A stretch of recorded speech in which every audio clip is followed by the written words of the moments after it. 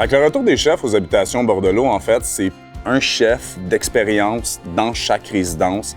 On a eu pendant certains temps une cuisine de production qui faisait la majorité des repas pour tout le monde.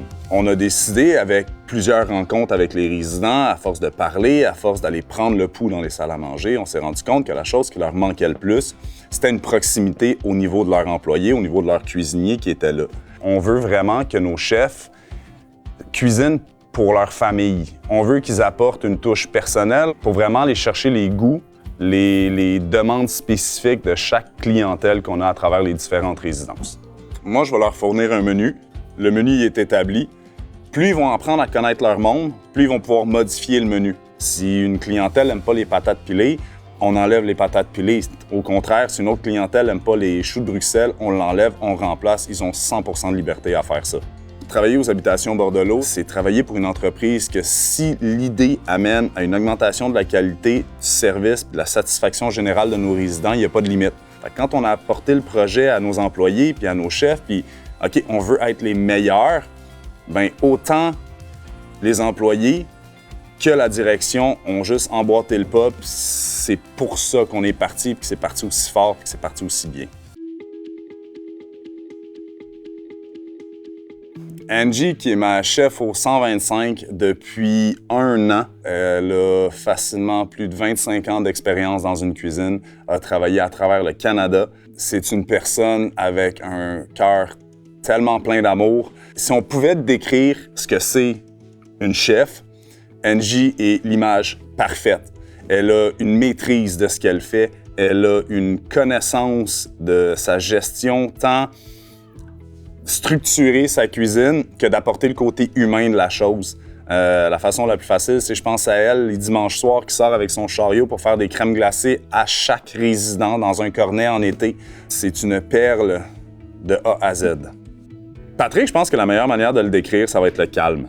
Patrick doit avoir entre 30 et 35 ans d'expérience dans les cuisines, a travaillé dans des RPA, a travaillé dans des restaurants et sans avoir la plus grande communication, une personne qui parle pas tant que ça, est rapidement capable de connaître les goûts des personnes, est rapidement capable de comprendre puis d'analyser de lui-même qu'est-ce qui marche puis qu'est-ce qui marche pas. Il a répondu à tous les critères instantanément. C'est la résidence qui a été la plus facile à instaurer puis à appliquer. Puis on espère qu'il va rester avec nous aussi longtemps qu'il veut. Martin, c'est mon chef au 150. La meilleure manière de le décrire, c'est... Martin, c'est un personnage. C'est une personne qui prend de la place, c'est une personne qui a une bonne voix. C'est un gars qui a facilement 30 ans aussi d'expérience en cuisine. Martin, c'est le genre de gars qui va sortir en salle à manger puis qui va partir une conversation, pas seulement avec un résident, mais toute la salle au complet en même temps. Martin, c'est un gars qui est rentré au 150 et qui a instantanément pris un contrôle incroyable de sa cuisine.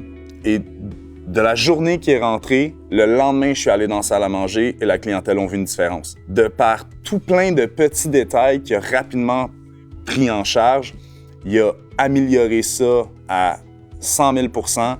Puis aujourd'hui, j'ai juste des sourires, j'ai juste des bonjours. Quand il y a un problème, Martin va être le premier à sauter puis à dire « OK, je vous arrange ça. Pas de trouble, je m'arrange avec ça. » Rosie, c'est une personne qui a une soif d'apprendre que j'ai rarement vue. Elle a une volonté de dépasser les attentes et de dépasser ce qu'on lui demande.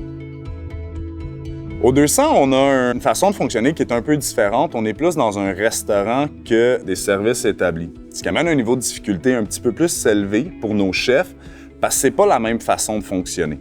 Fait qu'on s'est dit la meilleure façon de faire ça, c'est de prendre quelqu'un qui a tout le potentiel et tout le vouloir d'apprendre. Rosie sort de l'école hôtelière. C'est quelqu'un qui veut pousser plus, aller plus loin, apprendre plus, puis vraiment permettre au 200 d'atteindre tout le potentiel que le 200 peut avoir. Au 301, on a Danny.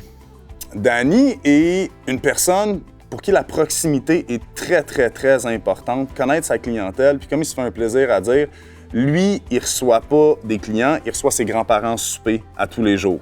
On a une beaucoup plus petite clientèle, ce qui nous permet vraiment de le traiter comme un repas de famille. Danny est une personne qui aime énormément parler avec sa clientèle, qui aime énormément être présent pour eux.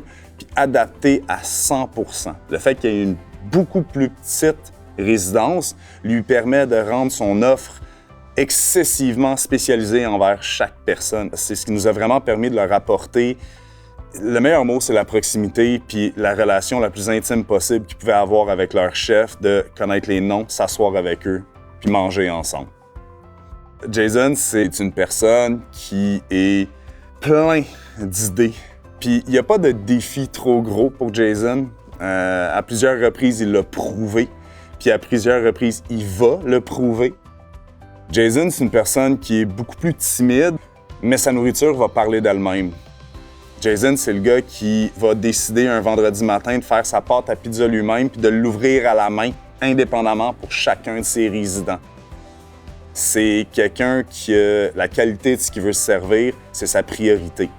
Puis, il n'y a rien qui est trop difficile pour lui. Au contraire, plus ça devient difficile, plus il va s'entêter à le faire.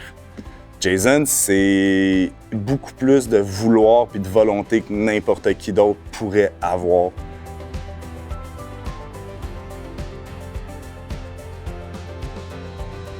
Dans le passé, on avait plusieurs personnes qui changeaient de résidence, qui n'avaient pas le temps de connaître leur monde avec des horaires un peu bizarres. Je veux des personnes qui vont avoir une certaine appartenance à leur résidence puis une appartenance à leur clientèle. Les employés, en ayant un horaire beaucoup plus stable, sont beaucoup plus calmes, beaucoup plus heureux de venir travailler, donc vont mettre beaucoup plus d'amour dans la nourriture qu'ils font. Ici, on a la même clientèle à tous les jours. Ça nous permet vraiment de créer un attachement avec eux, puis une relation tellement agréable, puis tellement gratifiante, surtout dans ce cas-ci avec le retour des chefs, où on voit l'évolution, on voit l'amélioration, puis ils nous le disent, ils nous donnent des retours, ils veulent communiquer avec nous. Ça rend l'expérience tellement plus gratifiante, puis tellement plus encourageante de pouvoir performer puis de s'améliorer.